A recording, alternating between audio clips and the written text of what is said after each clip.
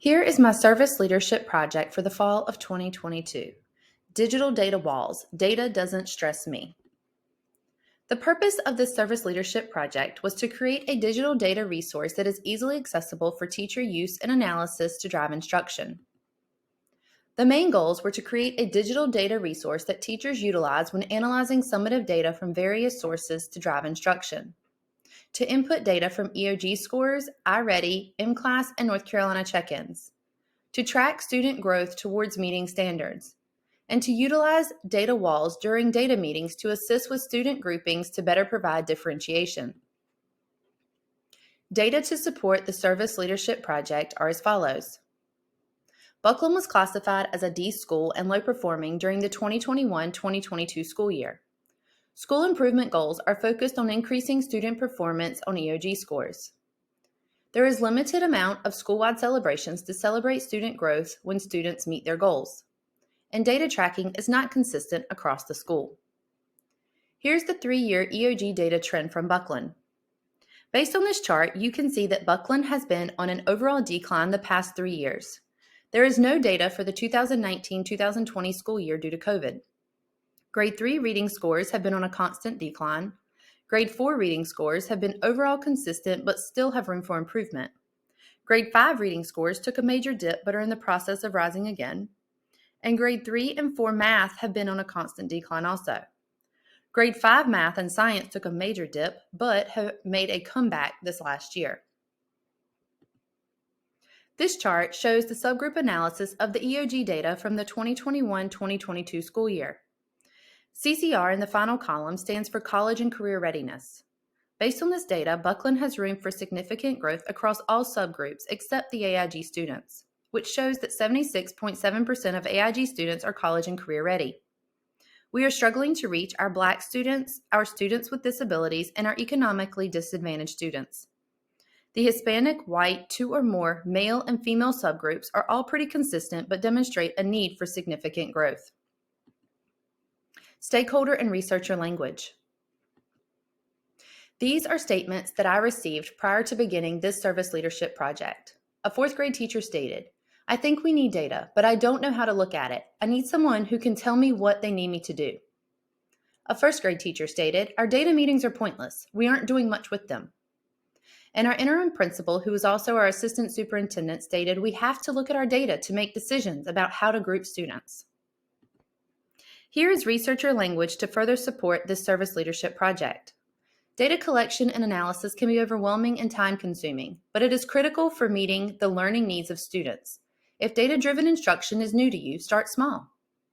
Teachers should build their lesson plans with the findings from student data in mind, focusing on improving any skill deficiencies as well as understanding which learning activities and teaching methods have been successful.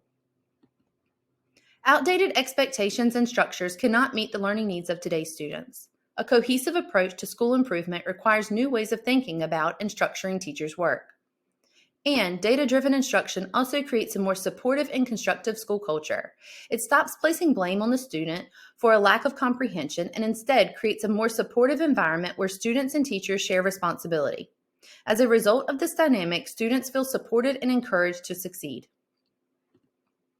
Here's a brief description of my service leadership project. What is it all about? To collect student performance data from EOG's North Carolina check-ins, MClass, and iReady.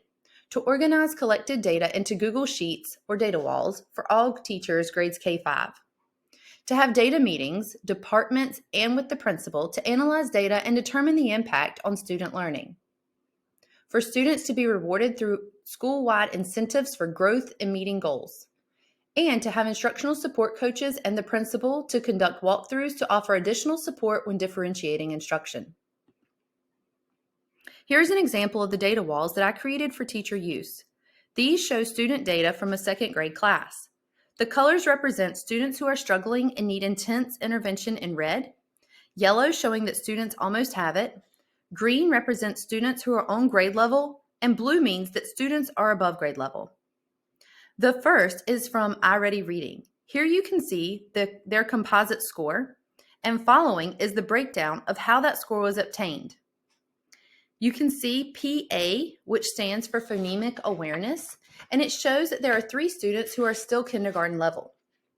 With this resource, the teacher can see that these 3 students need direct intervention to close this gap as students work towards increasing their reading comprehension. The second chart is iReady Math, which also shows their overall composite score and the breakdown for each student. Here is the M-class data for the same second grade group of students, again with the overall composite score followed by the breakdown.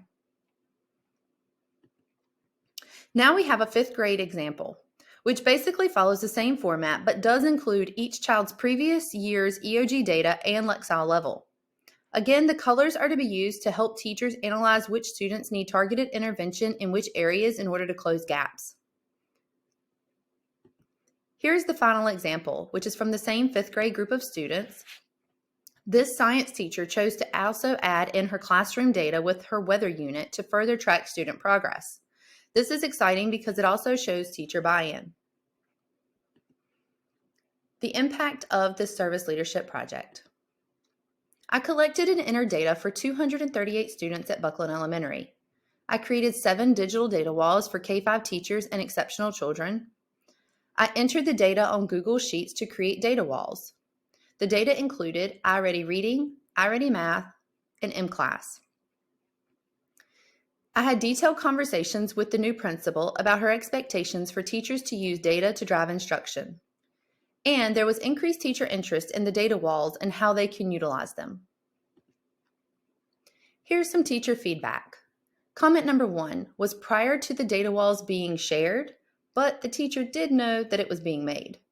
Did you make a 5th grade math data file that you shared with me? Comment number 2, thank you for this. I can see who is on grade level and who isn't.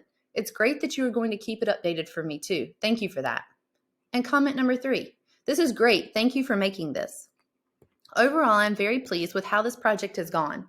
It was a slow start because of one principal retiring and one interim principal coming in and setting her new expectations.